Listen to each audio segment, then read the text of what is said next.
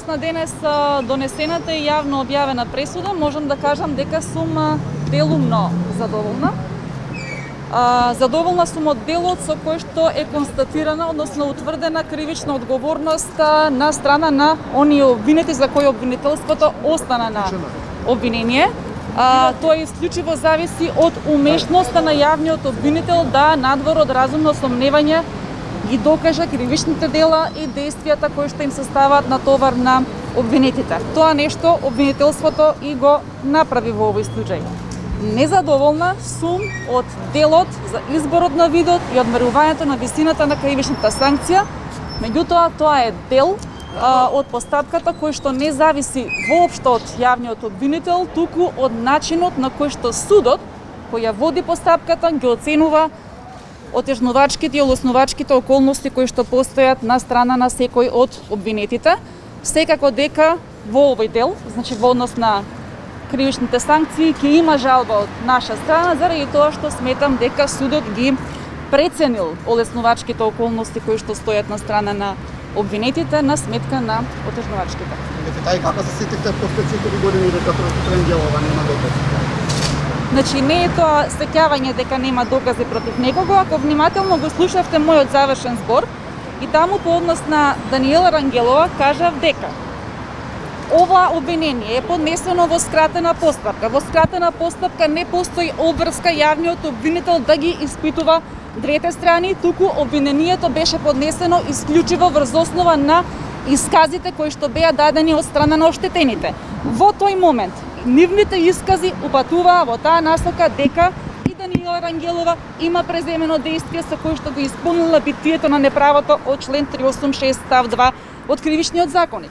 Меѓутоа, во самиот закон за кривична постапка, затоа е предвидено водење на главна расправа, каде што двете страни си ги спротивставуваат своите аргументи. Постои можност секоја страна да ги испрашува сведоците на другата страна во вкрстено испрашување и на тој начин постои можност да се смени целата слика, односно да се добијат детали за действијата преземени од страна на секој од обвинетите. Бидејќи доказите кои што беа изведени во текот на главната расправа упатија на поинаква слика, однос на действијата на Даниела Рангелова, од тие причини како обвинителство се откажавме од обвинение против нејзе. Значи не се работи за никакво текнување после 4 години, а плюс и тој период од 4 години што цело време се спомнува, значи динамиката на водење на судењето не ја определува јавниот обвинител. Ние секогаш сме биле присутни на судењата, никогаш не сме ги условно кажано злоупотребиле нашите права што ни припаѓаат согласно закон во насока на одолговлекување на постапката.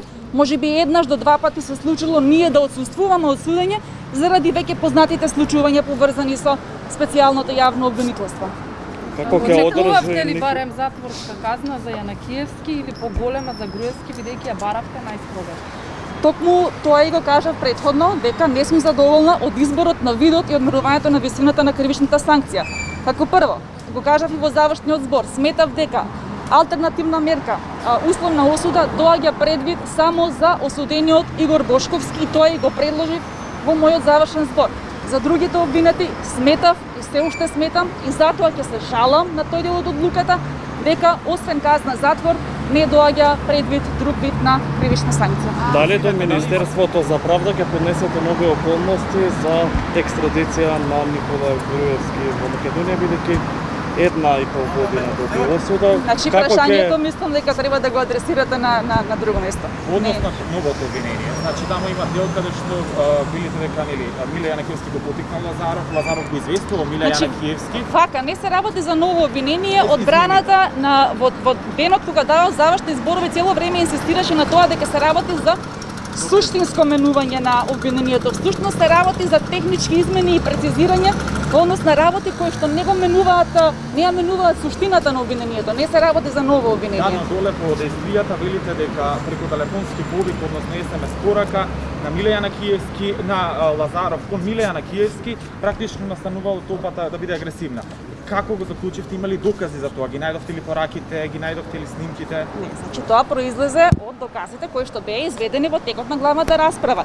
Јас мислам дека заради состојбата која што беше со COVID-19 еден период не присуствувавте и вие во текот на целите судења. Значи сите овие работи кои што се сменети на крајот се резултат на изменит на она што беше изведено како доказ во текот на постапката, односно на исказите кои што ги дава сведоците и на двете страни при директно и прискрстено И испрашување. овде гледаме затворска казна за Никола Груевски, но тој не може да одлежи ниту ова, ниту другата во споредба со еве пронешната министерка која што гледаме дека од вчера веќе е во затвор. Постигнали се ја целите кои што ги имаше поранешното СЈО, кои што ги имаше? Значи СЈО или било кое друго обвинителство својата работа која што ја има, своите права и овластувања кои што ги има по закон ги завршува во оној момент кога она што го представува како обвинение ќе го докаже надвор од разумно сомневање во судница. И делот со обвинетиот Никола Груевски во првостепена постапка нашиот завршува тука, во второстепена постапка ќе заврши со евентуално поднесување на жалба за кривична санкција. Што понатаму ќе се случи? Кој ќе влезе во затвор? Дали ќе се донесе некаков друг закон кој што ќе представува пречка за некој да издржува затворска казна? Дали некој ќе побегне? Дали некој нема да презема действија за да го спречи тоа бегство? Тоа не зависи од јавното обвинителство.